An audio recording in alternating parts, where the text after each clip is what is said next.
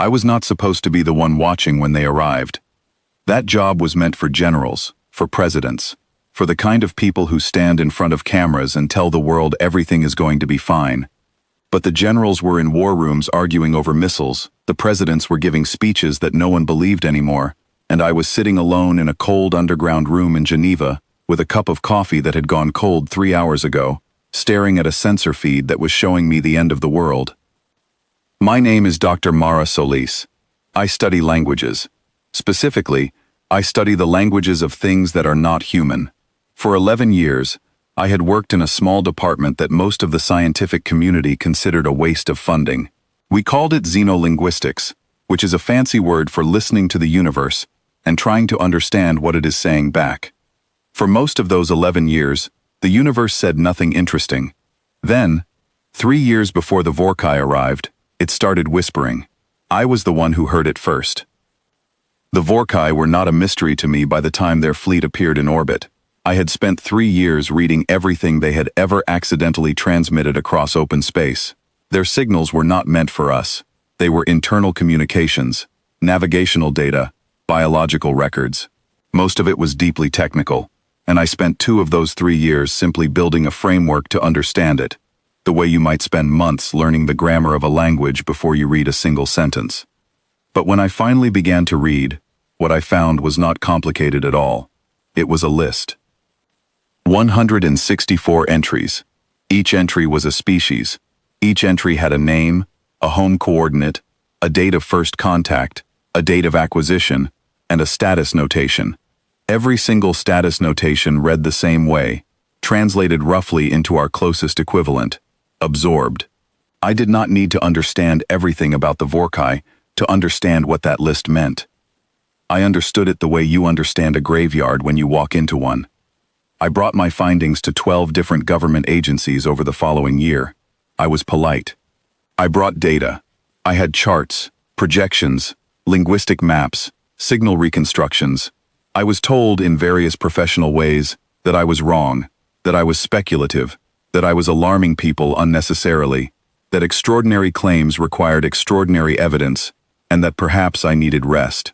One official, who I will not name, suggested that the stress of my work might have begun to affect my judgment. The year after that, when more of my team had confirmed the data independently, people began to listen. By then, we had 8 months left before the fleet entered our solar system. 8 months to do everything that should have taken 8 years. We did not solve the problem in 8 months. Nobody does. But we started doing something, which turned out to matter more than anyone expected. I was in the bunker when the Vorrkai fleet dropped out of fold space above the night side of Earth. I watched it happen in real time on the sensor feed. One moment the screen showed empty orbital space. Then it did not. 3,400 vessels, arranged in a perfect sphere around Earth, evenly spaced, utterly still. No attack, no signal, no demand. They simply appeared and waited. I have been asked many times what that moment felt like. The honest answer is that it felt like being looked at, not by one creature, but by something so large and so patient that looking was all it needed to do. The Vorrkai sphere did not fire a single weapon in the first hour. They did not need to. The sight of them alone shut down 3 national governments by end of day. 2 heads of state resigned. Stock markets crashed and stopped functioning before the closing bell. In cities around the world, people walked out of offices and stood on the street, looking up at a sky that looked exactly the same as it always had, because the fleet was far too high to see with the naked eye, and somehow that made it worse. The invisible weight of them pressed down on everything. Our militaries responded. Of course they did. Every missile, every drone, every orbital platform we had managed to deploy in those 8 months was directed at the Vorrkai sphere. I watched the launches on the screen. It was not a small effort. Hundreds of thousands of people had worked around the clock for months to make that response possible, and it showed. The strike was coordinated, precise, and genuinely impressive. The Vorrkai sphere did not move. Every projectile, every energy discharge, every piece of kinetic ordnance we sent was absorbed, deflected, or simply ignored. The sphere held its position with the calm indifference of a mountain watching someone throw stones at it. After 40 minutes of continuous strike, the order was given to stop. Not because anyone gave up, but because the math was clear. We were spending resources we could not replace, and the Vorrkai were spending nothing at all. In the silence after the strike, I noticed something on my instruments. A low-frequency broadcast, spread across every band humanity used for communication. It was not language. It was something beneath language, the way a sound can be too low to hear, but you still feel it in your chest. I ran it through every analytical tool I had. What I found was not a message in any conventional sense. It was a pattern designed to produce a specific emotional response in beings with our neurological structure. Despair. A carefully engineered, scientifically calibrated signal intended to make a species stop wanting to resist. The Vorrkai had used it on 164 civilizations before us. Not one had ever overcome it. I sat with that knowledge for about 4 minutes. Then I got up, poured my cold coffee down the drain, made a fresh cup, and got back to work. What happened over the next 11 days is the part of the story that historians are still trying to properly describe, because it does not fit neatly into any existing category. Every model the Vorrkai had built of humanity predicted a collapse. The models were sophisticated and based on extensive observation. Their observer drones had been in our atmosphere for years before the fleet arrived, mapping everything: infrastructure, biology, military capability, political psychology, cultural stress points. Based on all of that data, the Vorrkai projected what they called, in their internal terminology, a Type 3 hierarchical collapse. The leadership structure fails, the population fragments, the fragments surrender individually. It had worked 164 times. On day 2, the leadership structure failed exactly as predicted. Governments went dark. Command chains broke. The organized military response effectively ceased to exist as a unified force. But on day 3, something else happened. People began talking to each other. Not through official channels, those were gone, through everything else. Through amateur radio frequencies that no one had used seriously in decades. Through physical runners carrying handwritten notes between neighborhoods. Through fishing boat captains relaying messages across open water. Through truck drivers who started moving supplies, not because anyone ordered them to, but because they could see that the supplies needed to move. In Tokyo, a retired school teacher began printing a 1-page daily information sheet on a hand-cranked press and distributing it to her neighborhood. Within 4 days, 17 other people in 17 other cities had independently done the same thing, without knowing about each other at all. The Vorrkai had no model for this. Their entire strategy was built on the assumption that a species requires a head to function. Remove the head, the body stops. They had tested this assumption 164 times, and it had always been correct. They had not accounted for a species that had spent its entire history cutting its own head off, and then figuring out how to walk anyway. Every famine, every flood, every epidemic, every prolonged conflict that had torn apart human civilization had also, quietly, trained human beings in the specific skill of continuing without instruction. It was not heroism, it was not even courage exactly. It was something more ordinary and more stubborn than either of those things. It was habit. Humans had been surviving the collapse of everything they depended on for so long that they had stopped noticing they were doing it.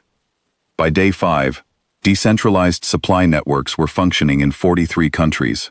Not well, not elegantly, but functioning.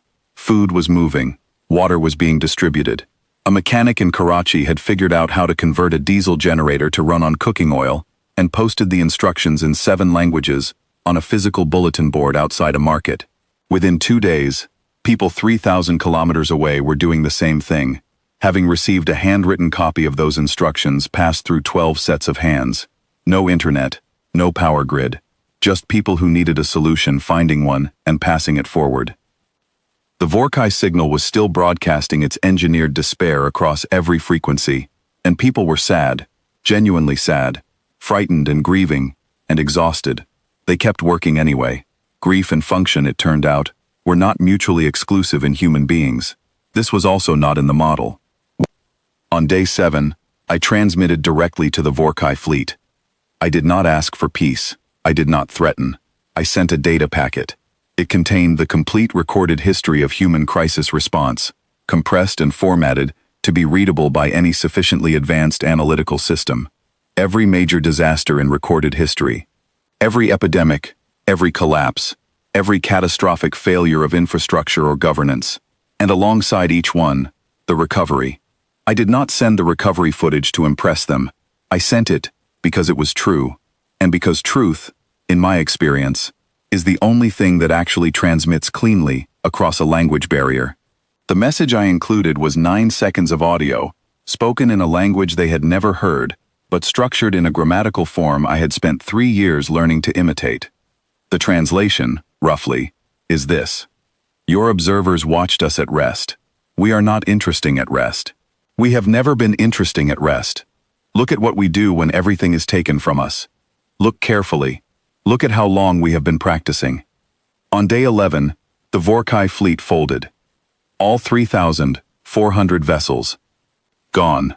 Not a staged retreat, not a regrouping. A total, immediate, complete withdrawal.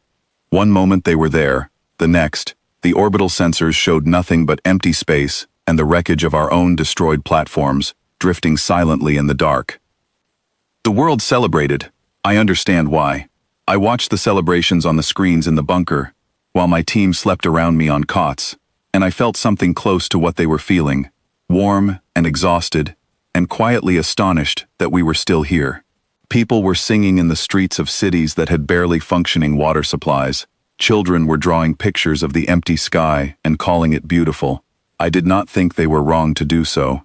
Every one of those people had earned that moment, and I was not going to be the one to take it from them. But I did not celebrate for long, because 3 days later I finished decoding the final transmission the Vorrkai had sent before they left. I will not reproduce the full text here. Parts of it are deeply technical, and would require years of linguistic context to properly interpret, but the core of it is not complicated. The Vorrkai sent an internal report, a strategic assessment, addressed to whatever governing intelligence directs their operations, filed at the moment of their departure. They sent it to me, I believe, because I was the only individual they had identified as having read their language. It was, in its way, a form of respect, or perhaps simply an acknowledgement that one observer had recognized another. The report classified Earth under a new status designation, not absorbed, not an active target, something that translated, imperfectly, as unresolvable within acceptable parameters. The language around it was careful and precise, the way a report written by something very intelligent always is. But the conclusion was direct. Do not return. Do not attempt acquisition. The longer engagement continues, the stronger the resistance becomes. This species does not require a functioning government to resist. It does not require hope to continue. It does not require coordination to organize. Time is the only variable that moves in their favor. We do not have unlimited time. Withdraw permanently. Flag for quarantine. Do not revisit this assessment. I sat with that document for a long time. Then I filed it in a classified archive, encrypted it under 17 layers of access restriction, and told the world that the Vorrkai had departed for reasons unknown. My colleagues asked me what I thought had driven them away. I told them I was still working on it. Technically, that was true. I have been asked whether it was wrong to hide the truth. I think about that question often. Here is my honest answer. The moment humanity knows that it scared an undefeated alien fleet into permanent retreat, it will start to relax. It will start to feel safe. And the one thing I know with absolute certainty about human beings, after a lifetime of studying every other kind of intelligence in the universe, is that we are not at our best when we feel safe. We are at our best when we feel like we are still fighting, when we believe the work is not finished, when we are still, quietly, stubbornly, without instruction, or leadership, or any reasonable expectation of success, getting up and continuing anyway. So let the universe wonder why the Vorrkai ran. We already know how to make it happen again. We have been practicing for a very long time,